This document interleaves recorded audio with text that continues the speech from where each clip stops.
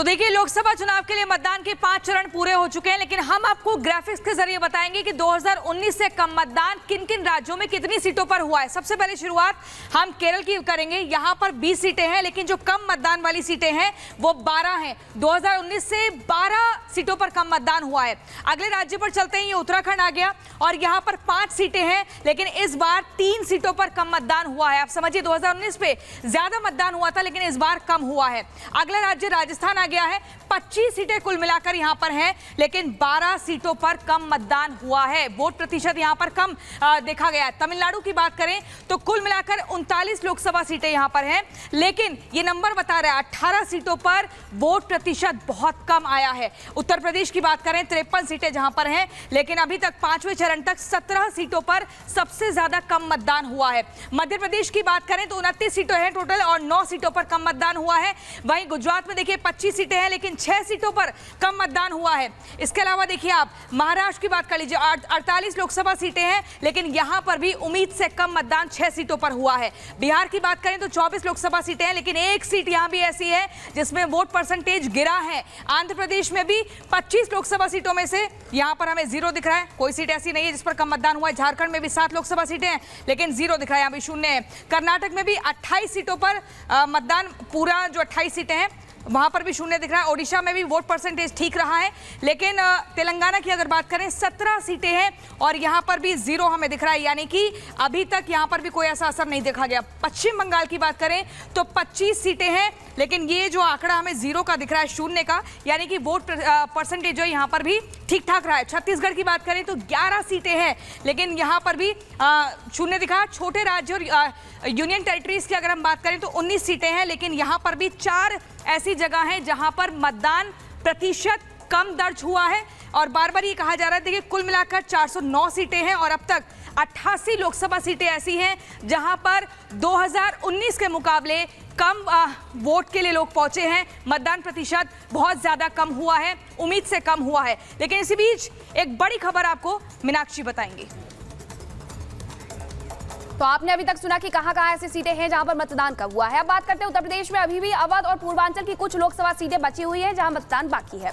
इन दोनों फेज में अधिकतर सीटों पर बीजेपी और सपा में सीधा मुकाबला देखने को मिल रहा है, सीधी टक्कर है। लेकिन कुछ सीटों पर, यानी कि प्रतापगढ़ का कुंडा फैक्टर भी इसमें अहम रोल अदा कर रहा है, जहां आपको बताएं कि राजा भैया की जनसत्ता दल जो चुनावी मैदान में तो नहीं है, लेकिन मतदान में एक्टिव जरूर नजर आ रहा है, जिसकी वजह से क्या फर्क पड़ेगा अभी 2 और चरणों में, इस रिपोर्ट में देखिए।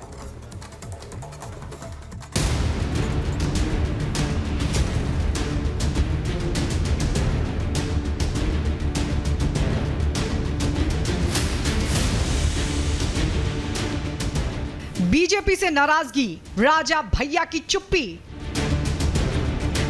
अखिलेश का दावा, समर्थन का इशारा।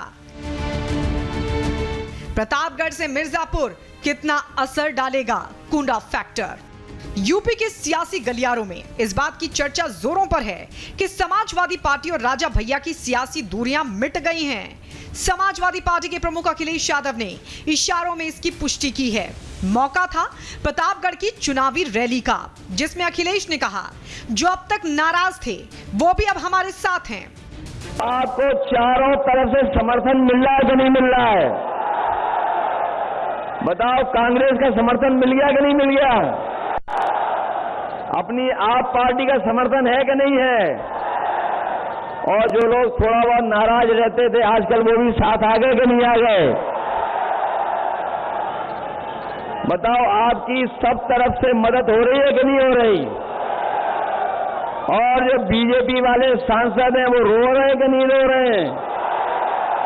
वो रो इसलिए रहे कि इस बार प्रतापगढ़ से वो लाखों वोटों से हार के जा रहे हैं। हालांकि राजा भैया अभी तक खुलकर किसी पार्टी के समर्थन में नहीं आए हैं। राजा भैया अभी भी अपने उसी स्टैंड पर कायम हैं, जिसमें उन्होंने किसी भी राजनीतिक पार्टी को समर्थन देने से इनकार किया था। अपना सांसद चुनने का एक अवसर होता है, जैसा कि हम सभी लोग जानते हैं। और जहां तक आप हमारे जनसत्ता दल की बात करें, चूंकि हमारा कोई प्रत्याशी नहीं है, किसी दल से कोई गठबंधन नहीं है, तो कार्यकर्ताओं को हमने कह दिया कि आप लोग स्वविवेक से जहां चाहें वहां मतदान करें। बीजेपी से नाराजगी से इनकार और सपा के समर्थन पर खामोशी से राजा भैया की सियासी चाल का अनुमान लगा पाना बेहद मुश्किल है। अब सवाल है कि क्या जनसत्ता दल के मुखिया रघुराज प्रताप सिंह उर्फ राजा भैया असमंजस में हैं? किसी भी दल का समर्थन क्यों नहीं कर रहे राजा भैया? राजा के समर्थक कहीं सपा कहीं भाजपा का समर्थन कर रहे हैं। बीजेपी से क्षत्रियों की नाराजगी की खबरों से उनकी ठंडी प्रतिक्रिया रही है। करीब 10 साल से बीजेपी का समर्थन कर रहे हैं राजा भैया। अमित शाह की मुलाकात पर भी चुप्पी साधे हुए हैं राजा भैया। अखिलेश की तरफ से भी कोई ठोस आश्वासन नहीं मिला है। कहा जा रहा है कि इस चुनाव में राजा और बीजेपी के बीच रिश्ते ठीक नहीं है। इसकी वानगी उस वक्त भी दिखी जब बीजेपी की सहयोगी अपना दल की नेता अनुप्रिया पटेल ने राजा भैया का नाम लिए बिना उन पर निशाना साधा था। से पैदा नहीं होता, ईवीएम के बटन से पैदा होता है।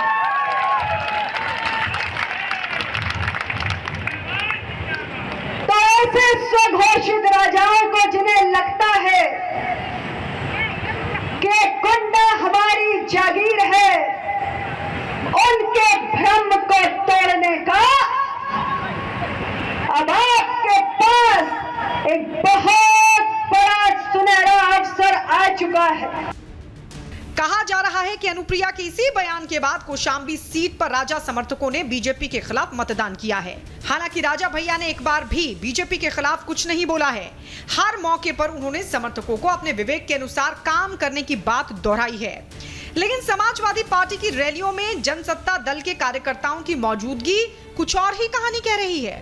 अब राजा नहीं पैदा होते हैं, न तो रानी की कोख से और न ही ईवीएम की मशीन से। राजा साहब, एक आखिरी सवाल है। एक जनप्रतिनिधि के तौर पर, एक वोटर के तौर पर, एक भारत के नागरिक के तौर पर, आप इस समय में, चूंकि अभी 4 घंटे का समय और बाकी है, क्या अपील करना चाहेंगे? जो आपके हमने अपील करी है और उसका असर भी हो रहा है। सब लोग आकर के मतदान करें। किस मुद्दे पर लोगों को मतदान करना चाहिए आज? सब अपने स्वेच्छा से, सब विवेकवान लोग हैं।